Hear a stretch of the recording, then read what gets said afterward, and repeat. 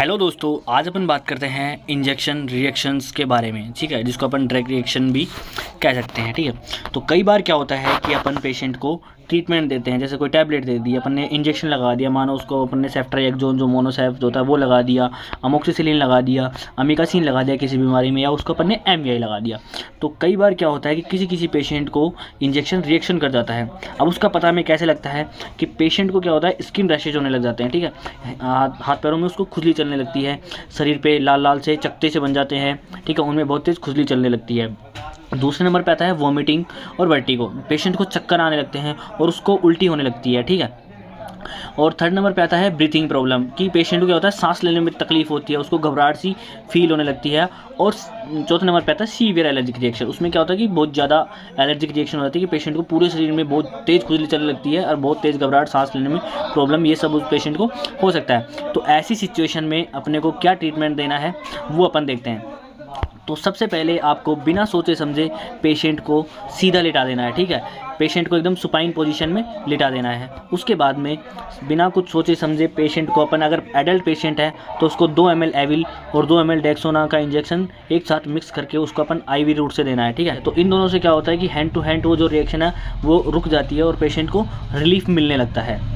ठीक है, लेकिन कई बार क्या होता है कि एविल और डेक्सोना से उसको फुल रिलीफ नहीं मिल पाता है, तो उसके तुरंत बाद अपने को क्या करना है, इंजेक्शन आता है हाइड्रोकोर्टिसोन। हाइड्रोकोर्टिसोन एक स्टेरॉइडल इंजेक्शन है। ठीक है, तो इस इंजेक्शन को एक एडल्ट को अपन 200 mg हाइड्रोकोर्टिसोन एक साथ आईवी रूट के थ्रू अपन दे सकते हैं। तो बिना कुछ सोचे समझे अगर पेशेंट को एविल डेक्सोना लगाने के बाद में भी अगर पेशेंट को तकलीफ हो रही है तो आप बिना कुछ सोचे समझे उसको हाइड्रोकोर्टिसोन आईवी रूट के थ्रू लगा सकते हैं, जिससे 99% केसेस में क्या होता है कि हाइड्रोकोर्ट अगर अपने 200 mg लगा दिया तो 100% उसकी रिकवरी हो जाती है। कई बार क्या होता है उसकी बीपी डाउन जाने लगती है, तो इस केस में क्या अपन क्या करते हैं, अपन उसको डीएनएस, ठीक है, या फिर एनएस अपन उसको लगा सकते हैं, जिससे उसकी बीपी इंक्रीज हो सके। ठीक है, लेकिन कई बार क्या होता है कि अपने हाइड्रोकोर्टिसोन लगा दिया फिर भी पेशेंट को प्रॉब्लम हो रही है, मान लेते हैं सांस लेने में भी दिक्कत आ रही है, तो अपन क्या करेंगे, उसको इंजेक्शन डेरिफाइलिन इंजेक्शन भी अपन उसको आईवी रूट देना है। ठीक है, तो इससे क्या होगा कि जैसे अपन उसको डेरिफाइल लगाएंगे पेशेंट को आसानी से सांस ले पाएगा।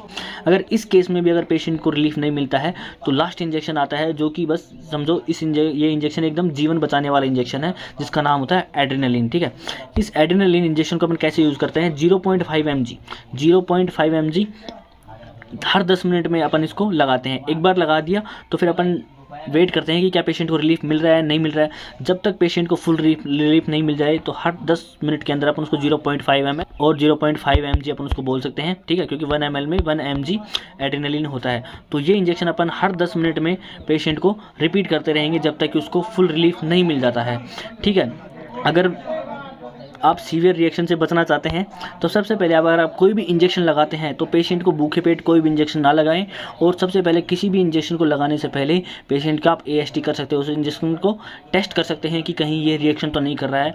ये बचाव का सबसे अच्छा उपाय है और ऐसे ही आपको प्रैक्टिस करनी चाहिए। अगर आप एक डॉक्टर हैं या मेडिकल प्रैक्टिशनर हैं, गाँव में कहीं पर प्रैक्टिस करते हैं, तो आपको ऐसा ही करना चाहिए।